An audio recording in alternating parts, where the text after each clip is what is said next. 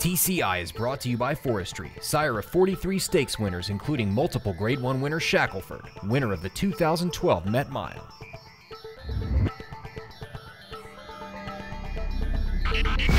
Welcome back to TCI, your inside track to the Breeders' Cup. I'm John Siegel alongside Joel Cunningham. We're obviously one man down today. Ed DeRosa is in Chicago at Arlington Park because, Joel, it's all about turf racing this weekend. Yeah, well, he's not at Arlington Park right now. I hope he's at a Cubs game or something, enjoying this nice summer weather in Chicago. But like you said, John, this is the first weekend that I feel you really get a good gauge on the American turf horses and some of the European invaders, pointing towards that Philly Mare turf, pointing towards that Breeders' Cup turf at the end of the year at Santa Anita. So in Chicago, we're going to see three big races: the Secretariat, the Beverly D, the Million. We'll get Ed's views on that. And we'll also talk about the Sword Dancer a little bit, which is also a pivotal turf race, in my opinion, in that Breeders' Cup turf division. That's going to be run at Saratoga. All right, before we talk turf, I want to recap just two races from last weekend. I think they're important races because it's a two-year-old division. We had the Saratoga Special and also the Adirondack. I want to talk about the Adirondack first because KAUAI Katie comes in as the heavy favorite, and Joel, she did not disappoint.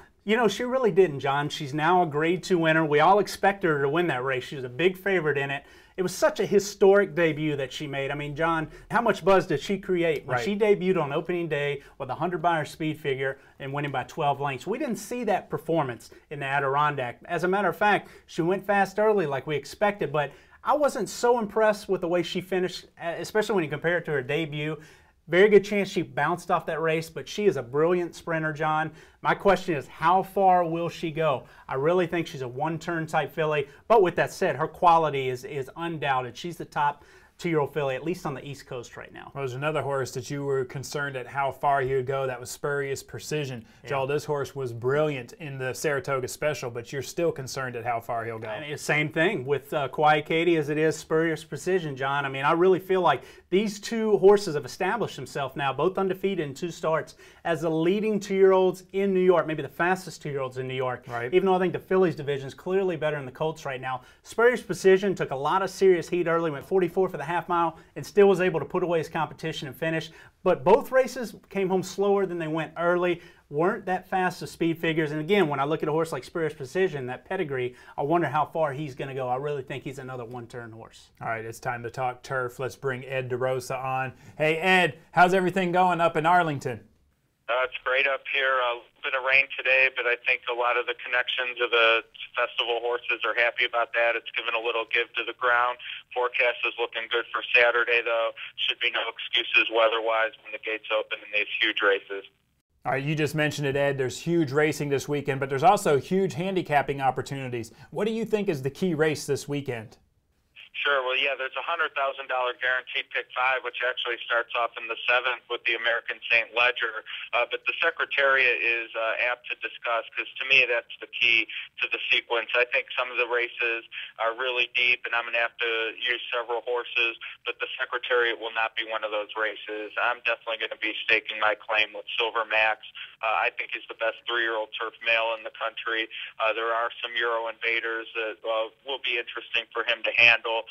But certainly I think he's the most likely winner of this race. I think he can lead him gate to wire, and Silver Max is going to be my key for that pick 5. Wow, so you're starting off with an American horse. Let's talk about the Europeans a little bit. Where do they fit in your mind going into a race like the Beverly D, which is obviously a win and you're in for that Philly Mare turf? Actually, like a domestic horse. I know a lot of attention does get paid to the Euros who ship over, but I think Marketing Mix is one that can win this race. And, her only Grade 1 to date was a second behind Together, who was a European invader for Ballydoyle. I think she's matured as a 4-year-old. I like what I've seen from her at Woodbine in her 2 starts up there. I think she's a worthy favorite in the Beverly D, and by the end of the weekend, she'll be the leader of the female turf division now that Winter Memories is out. I agree with you there on Marketing Mix, but looking at the Million, which obviously the feature race, another win and you're in for that Breeders' Cup turf, Boisterous, an American horse, is your favorite in here. It really surprises me when you look at his record. I know it surprises you, Ed. What do you make of this Arlington Million field when you look at it, and who are you leaning towards there? I think one of the reasons he's the favorite is you really can't point to any one of the Euros as a strong contender. They all fit, but there's no one you could really point to like last year with Cape Blanco, where you would say, okay, this is the horse that is clearly superior. But I'm inclined to back the European form.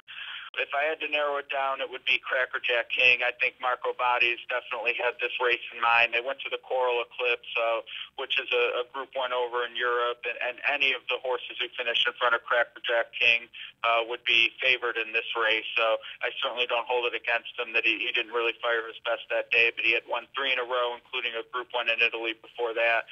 So at 5 to 1, I'd say he's probably the best value in the race. So Ed going with 1 European, 2 domestic horses in the big 3 races there this weekend. Ed, enjoy the Arlington Million card, man. And hey, tell Dave Zenner and Jon Joel and those guys that said hello and to buy you a beer at the pub after the races.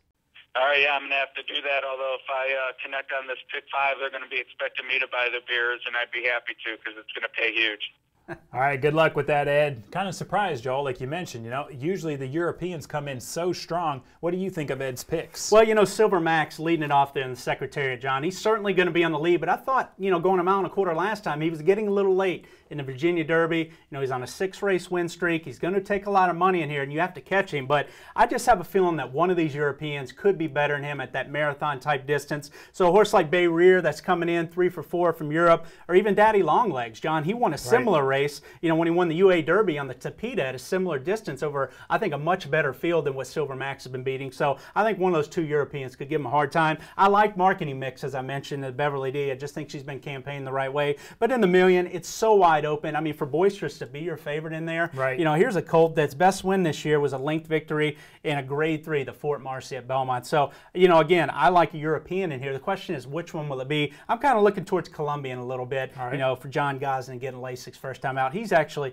taking a drop-in class like a lot of the Europeans are. When you come over here to America, you take a drop-in class, and I think that's the key. All right, I got one more question for you regarding the turf. I'd like to know, which race do you think will most likely produce America's best chance in the turf? Will it be the Sword Dancer or the Arlington Million? That's a great question, John. You know, if it is, in my opinion, if it's the Arlington Million, it's going to have to be Little Mike. Going wire to wire, proving that he can handle a mile and a quarter. But again, he's going to have to handle a mile and a half at Santa Anita at the end of the year, and maybe even face a horse like Acclamation, who loves that course and loves that distance. So I would actually lean towards the Sword Dancer. You know, you have Turbo Compressor in there. He's another horse, John, going a mile and a half this weekend, unaccomplished at that distance. He'll be on the lead. How far can he go, though? I actually like a horse, you know, at Saratoga. I like Brilliant Speed. Here's a horse that's 1 for 1 over the course. He's got some fast numbers. I'm waiting for him to break through in that turf division. I just think that the American turf horses are obviously not as good as the Europeans in a typical year in that turf division. If there is a good one, it's going to be Brilliant Speed, improving at a mile and a half.